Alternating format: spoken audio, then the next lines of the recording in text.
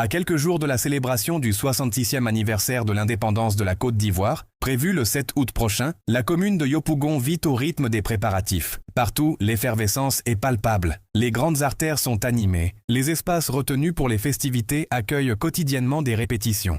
Et les populations se rassemblent en nombre pour assister à ce spectacle grandeur nature qui annonce une célébration d'envergure. Depuis plusieurs jours, les différentes composantes des forces de défense et de sécurité multiplient les séances de préparation afin d'offrir au peuple ivoirien un défilé militaire à la hauteur de l'événement. Sous un soleil parfois intense, les hommes et les femmes en uniforme peaufinent chaque détail avec discipline, rigueur et professionnalisme.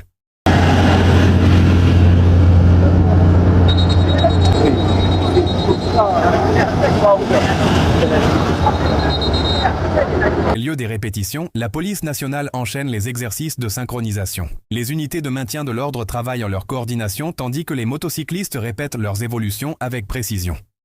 La gendarmerie nationale, fidèle à sa réputation, perfectionne ses formations avec une discipline remarquable, démontrant son engagement permanent au service de la nation.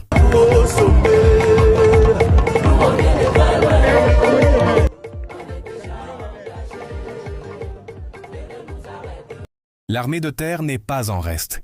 Les différentes unités défilent au pas cadencé, témoignant de la cohésion et de la capacité opérationnelle des forces terrestres ivoiriennes. Les commandements se succèdent avec une précision remarquable, illustrant des semaines de préparation minutieuse.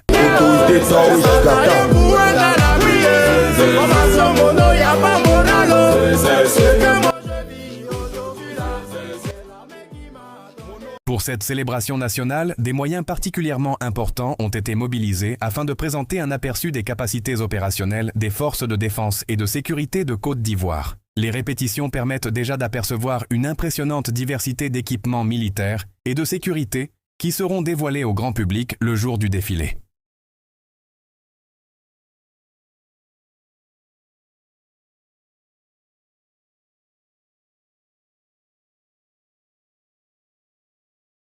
Parmi les matériels observés figurent des blindés légers, des blindés lourds, des véhicules tactiques, des véhicules spécialisés destinés au maintien de l'ordre, des véhicules de police utilisés notamment par les unités de recours et les brigades d'intervention rapide, des motos de patrouille, ainsi que de nombreux autres équipements modernes.